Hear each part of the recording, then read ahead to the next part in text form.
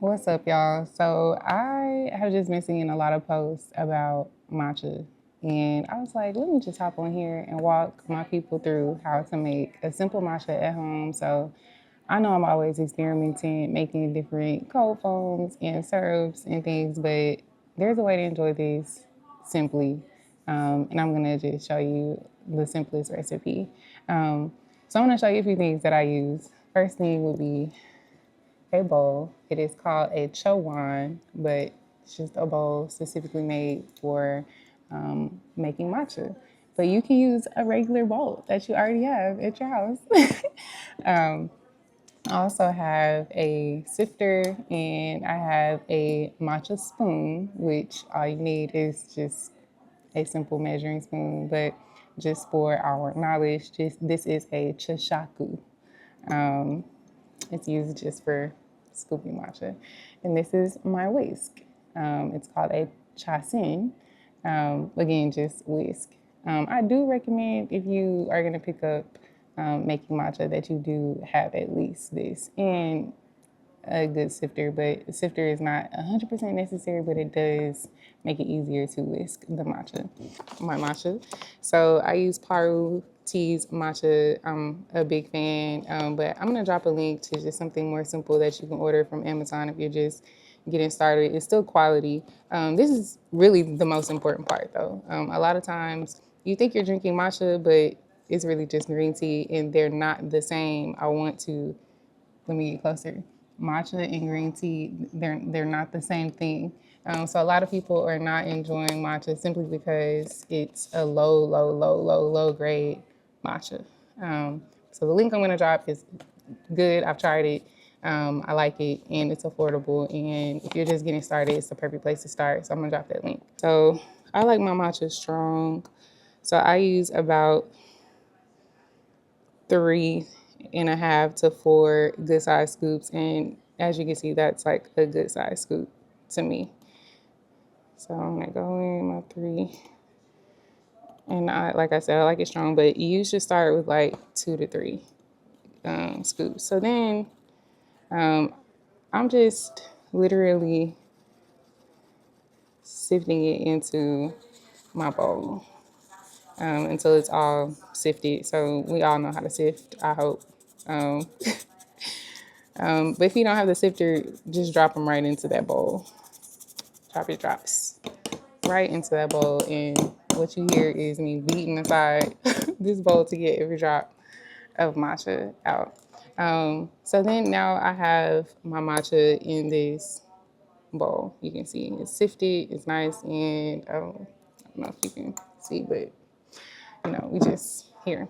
So then I'm gonna take some boiled water, but you can use room temperature water, but it's best if it's boiled to specifically 170 degrees. And I just pour literally just enough to cover the matcha.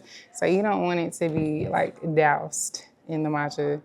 That's not the vibes we're going for. You just want it to just be like just over it. So then I kind of just do this like motion here, and then I like start to mix it, and then I just do this zigzag formation. And what that does is it starts to give the matcha a nice natural foam, microfoam on top. If you've seen some of my other videos, there's a more of a close-up to how to do this. So I like to make sure that I get everything from around the edges and that takes care of it. So I like my matcha sweet. So I'm going to grab this maple syrup. So I usually use Sapjack, we already know. But again, I'm just going through a simple recipe. This is from Sam's Club. And I'm just gonna pour, I count to 4 in my head, and that's how much sweetener I like. And then I go in again and just whisk. My secret ingredient in my matcha, don't tell nobody, No, it's out here. I always drop just a pinch of salt in my matcha, just a pinch, not enough to make it salted, but literally just a pinch of salt into it. So I'll do that. Um, so now this is ready to pour into my cup. But before I do that, I'm gonna make a simple cold foam for y'all. This is how you're gonna take your matcha to the next level as a beginner. So I usually mix a few things together. But today I was just like, I'm trying to make something simple. This is already ready.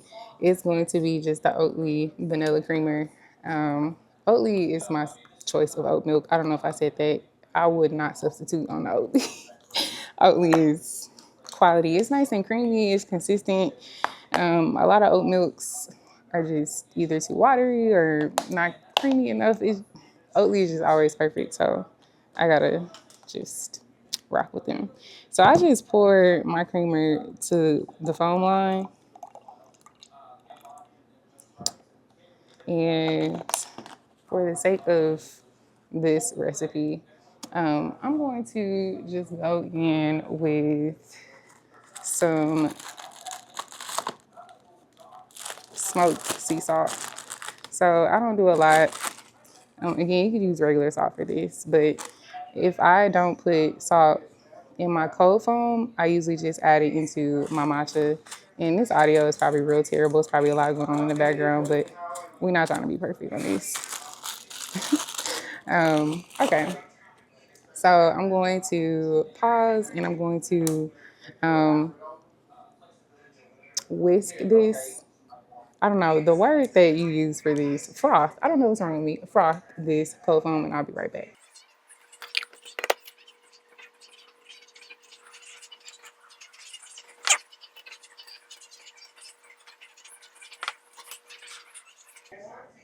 All right, and so I'm back and it's frothing. I was like, let's just keep this going. All right, so I have my cup. This one's about 20 ounces. And I just know my little line. I know my cup. So that's the next thing. You just got to find a cup and stick with that cup. Don't be trying to like do different cups unless you know your measurements. I just intrusively and instinctively know. So I just pour my matcha to where I usually, or my milk, sorry, where I usually pour. And then next is the matcha. And I'll usually take my Chawan, my whisk, and just get the rest out. Every drop definitely does count. Some more in there. All right. So now we're good with that. And we're waiting on this cold foam. I let it fry all the way through. Like I don't skip or skip steps. So just gonna wait for that. All right, so I'm back with my cold foam. It's nice and ready.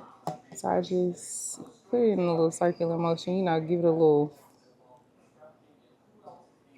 boom.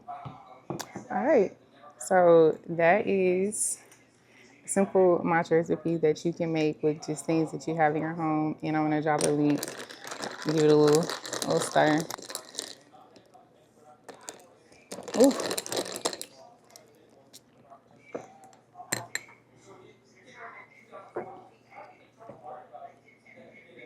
that's good.